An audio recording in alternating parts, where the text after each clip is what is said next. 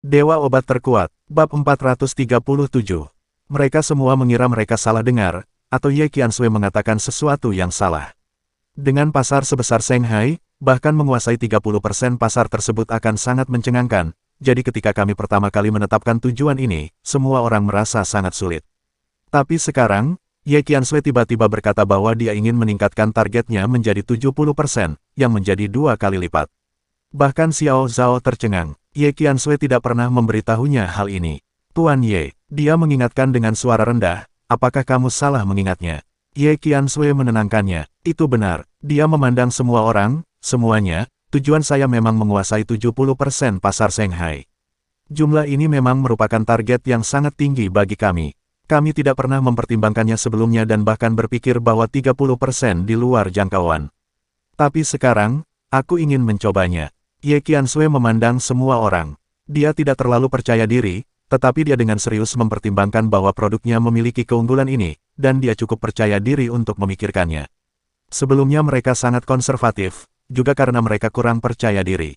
Bagaimanapun, Yas hanyalah sebuah perusahaan di kota kecil seperti Tianhai dan tidak dapat dibandingkan dengan perusahaan besar di kota-kota besar. Namun setelah mengalami gejolak terkait peluncuran produk baru, Ye Qiansui dengan jelas memahami bahwa produk Ye kompetitif. Yang kurang dari mereka saat ini bukanlah kekuatan produk, tapi kepercayaan diri dan keberanian untuk maju. Tidak ada yang berbicara. Bagi mereka, tujuan yang tiba-tiba diusulkan Ye Qiansui memang melebihi ekspektasi mereka, membuat mereka agak sulit dipercaya. Bahkan 30% sudah merupakan tujuan yang sangat tinggi. Ye Qiansui berkata 70%, apa maksudnya? Artinya miliaran saham akan diperoleh. Tuan Ye, bisakah kita melakukannya? Setelah hening beberapa saat, seseorang berbicara dengan hati-hati. Jelas sekali, nadanya sedikit lembut, bahkan dengan sedikit keraguan. Bagaimana kamu tahu kalau kamu tidak mencobanya? Kata Ye Qiansui, saya tidak terlalu percaya diri. Saya rasa beberapa dari Anda pasti pernah memikirkan betapa kompetitifnya produk kami.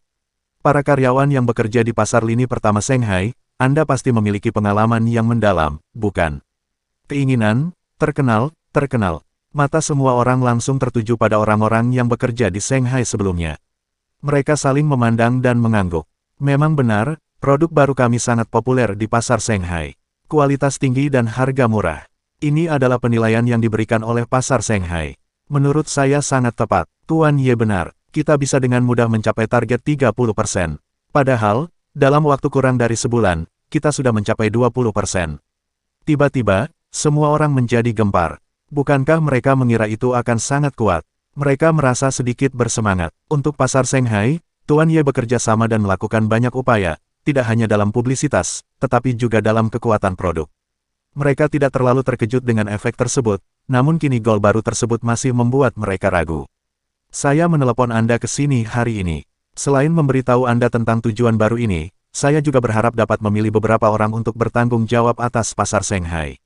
Ye Qiansui selalu kuat. Dalam hal ini dia tidak jauh berbeda dari sebelumnya. Dia memberi informasi, bukan berdiskusi dengan semua orang. Dialah yang sebenarnya bertanggung jawab atas Ye.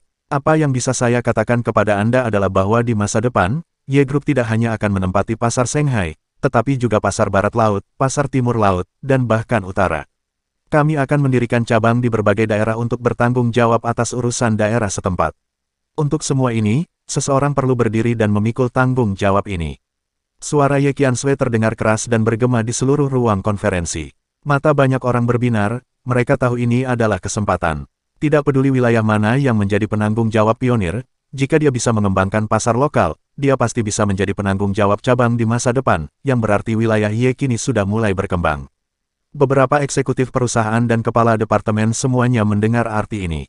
Mereka semua telah mengikuti Ye Qiansui selama bertahun-tahun, dan banyak dari mereka bahkan baru-baru ini dipromosikan oleh Ye Qiansui dan Lin Yi. Mereka tahu betul bahwa keluarga Ye saat ini berbeda dari masa lalu.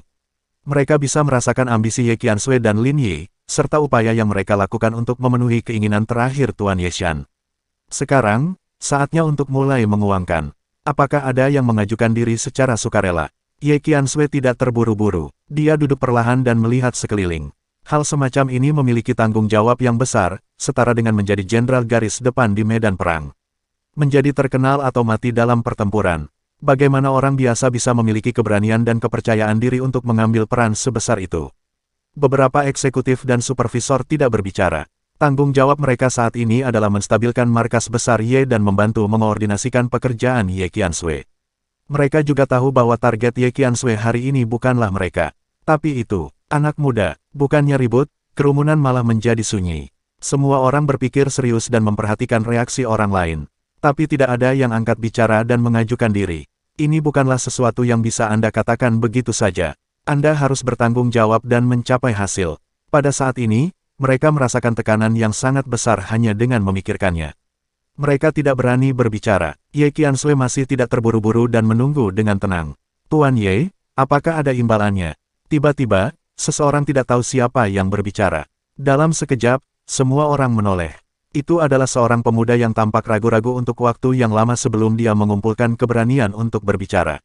Siapa sangka seseorang akan begitu lugas, membuka mulut dan menanyakan apakah ada imbalannya. Ini agak tidak tepat, memiliki. Tanpa diduga, Ye Qiansui hanya tertawa dan menjawab dengan tegas dan sederhana, siapapun yang memenangkan pasar akan menjadi manajer umum cabang, dan akan diberikan bonus dan ekuitas. Wow, ada ledakan suara di tempat kejadian. Apakah aku perlu mengatakan lebih banyak tentang hadiahmu? Ye Qiansui tertawa. Hadiah di beberapa jamuan perayaan telah menginspirasi banyak orang. Xiao Zhao, yang berdiri di sampingnya, tidak bisa menahan anggukan kepalanya. Rumahnya dihadiahi oleh Lin Yi. Kamu tidak akan memperlakukan siapapun yang bekerja keras untuk kamu dengan buruk, dan dia juga tidak akan mengecewakan siapapun yang bekerja keras. Ye Qiansui memandang semua orang, dan tiba-tiba ekspresinya menjadi serius. Siapa di antara kalian yang dapat membantuku dalam hal ini? Penonton terdiam sesaat, semua mata tertuju pada wajah Ye Qiansui, dan kata-kata yang baru saja diucapkan Ye Qiansui bergema di telinga mereka. Dia meminta bantuan. Seseorang segera angkat bicara, dan orang itulah yang menanyakan hadiahnya tadi. Tidak masalah apakah Anda mendapat hadiah atau tidak, saya hanya ingin membantu Tuan Ye. Dia mengangkat kepalanya dan membusungkan dadanya, sangat bertekad dan serius, hampir membuat orang mempercayainya. Saya bersedia pergi ke Shanghai untuk bertanggung jawab atas pengembangan pasar Shanghai dan menyelesaikan tugas yang diberikan oleh Tuan Ye. Tapi aku punya permintaan. Beranikah kamu mengajukan permintaan? Semua orang melihatnya lagi, merasa bahwa orang ini agak luar biasa. Permintaan apa? Ye Qiansui tersenyum. Saya ingin pindah ke Saudara Yi. Bab 438. Permintaan ini sebenarnya tidak terlalu berlebihan, tetapi saat ini mereka menyadari bahwa tidak masalah apakah dia diberi imbalan atau tidak, dia mengatakan yang sebenarnya. Tentu saja yang paling dia inginkan adalah bekerja di bawah Lin Yi dan menjadi pribadi Lin Yi. Siapa yang tidak tahu jika Anda bekerja dengan Lin Yi, Anda bisa mengubah nama belakang Anda menjadi Zhang yang sombong. Itu bukan masalah besar. Ye Qiansui tidak ragu-ragu, aku baru saja memberitahunya. Terima kasih, Tuan Ye. Ngomong-ngomong, siapa namamu? Li Qi. Li Qi berkata dengan penuh semangat, kalau begitu saya akan kembali ke kantor untuk mengemas barang-barang saya dan memindahkannya ke Saudara Yi dan departemennya. Melanjutkan, ya, Ye Qiansui belum pernah melihat orang berlari begitu cepat. Li Qi takut dia akan menyesalinya dan tidak membiarkan dia mengikuti Lin Yi. Tuan Ye, dan saya. Shanghai pasti masih kekurangan keuangan, bukan? Dan saya, pasti ada kebutuhan akan pegawai di sana, jadi jangan merekrut orang baru. Ini akan menghemat waktu pelatihan. Tuan Ye, apa yang Anda lewatkan? Bisakah Anda menyapu lantai? Akankah Saudara Yi pergi ke Shanghai? Saya ingin pergi bersamanya. Untuk sesaat, banyak orang berteriak. Beberapa orang bahkan tidak peduli dengan apa yang mereka lakukan di Shanghai. Bahkan jika mereka bekerja sebagai pembersih dan melakukan sanitasi, mereka harus berjuang untuk itu. Ye Qiansui berpikir dalam hati, jika dia tahu lebih baik, dia tidak akan banyak bicara dan hanya memindahkan Lin Yi keluar dan itu saja. Dia merasa senang dan sedikit iri pada saat yang sama. Orang-orang ini sepertinya lebih mengagumi Lin Yi daripada dia, sang CEO.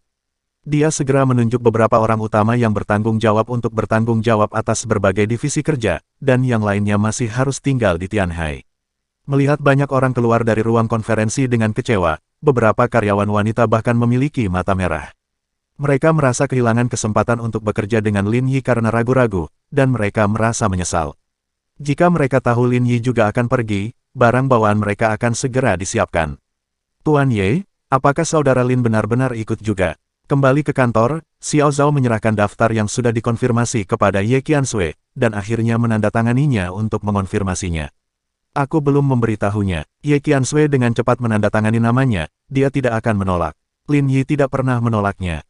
Gagasan saya adalah bahwa perkembangan Ye selalu konservatif, tapi mulai sekarang, menurut saya Ye harus mengambil inisiatif.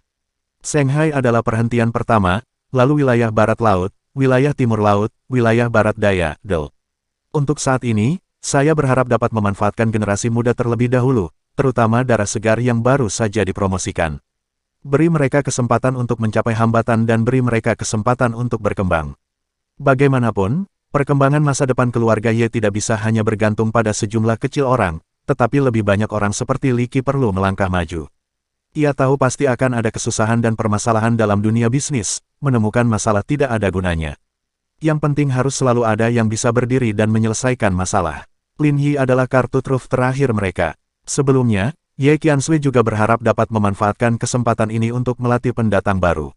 Ini tidak hanya berani, tapi bisa dibilang menginspirasi. Saya mengerti. Saya juga akan mencari peluang untuk melakukan penilaian di perusahaan dan terus memilih orang-orang yang lebih cocok untuk memasuki pasar lini depan. Xiao Zhao mengangguk. Sebagai seorang karyawan, dia tahu betul bahwa sangat sulit bagi Ye Qiansui untuk memberikan kesempatan seperti itu kepada semua orang. Bayangkan saja, di perusahaan sebesar itu, berapa banyak orang yang menunggu peluang. Berapa banyak orang yang mungkin tidak memiliki kesempatan seperti itu dalam hidup ini. Namun Ye Qiansui akan memberikannya kepada Anda selama Anda cukup berani dan memberikan dukungan yang cukup bahkan dukungan, sehingga kaum muda dapat dengan berani melepaskan dan melawan. Xiao Zhao meninggalkan kantor, dan Ye Qiansui terus sibuk dengan urusannya sendiri. Dia telah berpikir dengan sangat jelas bahwa tekanan untuk perkembangan Ye tidak dapat ditanggung oleh Lin Yi. Lin Yi tidak bisa tinggal di rumah. Ketika dia datang ke rumah Ye dan memasuki kantornya, dia tercengang. Selamat siang, Saudara Yi. Ketika beberapa orang melihat Lin datang, mereka semua langsung berdiri dan berteriak serempak. Lin Yi mengangguk. Selamat siang kalian semua. Ia melihat-lihat dan melihat bahwa kantor yang semula kosong kini ditempati oleh 5 atau 6 orang. Mejanya sudah dipoles, map-mapnya tertata rapi, bahkan lantainya seakan sudah dipel lagi. Apakah aku pergi ke kantor yang salah? Dia tidak bisa tidak bertanya. Tidak, Saudara Yi, ini kantormu. Li Qi berkata dengan gugup, mulai hari ini, beberapa dari kita yang bertanggung jawab atas pengembangan pasar Shanghai akan dikelola oleh Saudara Yi. Semua pekerjaan dan tindakan akan bertanggung jawab kepada Saudara Yi. Ekspansi pasar Shanghai berhasil. Lin Yi tidak mengerti. Dia belum pernah mendengar rencana ini.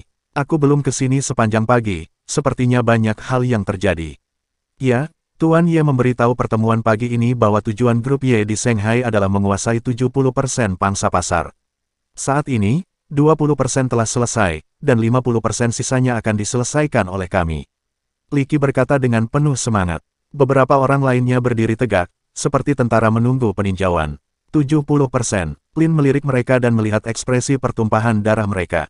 Dia benar-benar bertanya-tanya apakah dia terlalu lama tidur di rumah dan melewatkan banyak hal. Dia melambaikan tangannya, bagus sekali, ambisius, saya menyukainya. Setelah mengatakan itu, dia berbalik dan keluar lagi. Saudara Yi baru saja memuji kita. Ya, dia bilang kita ambisius. Dia menyukainya. Hahaha, aku tahu kalau kakak Yi menyukai orang yang pekerja keras dan mau bekerja keras. Kakak, apa yang perlu diragukan? Lakukan saja. Lin Yi mengetuk pintu kantor Ye Qiansui dan langsung mendorongnya masuk. Kenapa kamu di sini? Kenapa kamu tidak beristirahat dengan baik di rumah? Saya tidak berani istirahat. Lin berjalan mendekat dan berkata, aku harus istirahat sepanjang pagi, kan? Ya, Ye Qiansui mengangguk. Tapi aku merasa telah melewatkan banyak hal. Lin Yi menyentuh dagunya, mengapa pengembangan pasar Shanghai memiliki beberapa orang lagi yang bergabung dengan saya? Baru saja Xiao Zhao memberitahu saya bahwa akan ada lebih dari selusin orang di masa depan yang semuanya akan ditugaskan di departemen pengembangan pasar saya. Apakah aku satu-satunya di departemenku? Dia hanyalah seorang komandan, tetapi tiba-tiba dia memiliki bawahan, dan sepertinya akan ada lebih banyak lagi. Ye Qiansui sengaja terlihat bingung. Ah, apa yang terjadi? Aku tidak tahu apa-apa. Dia memandang Lin Yi, apakah kamu melakukan kesalahan? Kamu juga tidak tahu. Lin Yi bahkan lebih terkejut lagi. Saya tidak tahu. Saya bahkan tidak mengerti apa yang Anda bicarakan. Biarkan saya pergi dan bertanya. Ye Qiansui segera bangun, keluar dari kantor dengan cepat, dan pergi dengan cepat. Lin Yi menunggu beberapa saat tetapi tidak melihat Ye Qiansui kembali, jadi dia harus berjalan keluar kantor dan memanggil Xiao Zhao. Di mana Tuan Ye? Bukankah dia sudah memahami situasinya? Mengapa semua orang hilang? Tuan kamu. Xiao Zhao tertegun sejenak, bukankah dia sudah pulang? Apa yang dia ketahui tentang situasinya? Apakah ada hal lain di perusahaan ini yang tidak dia ketahui? Bersambung.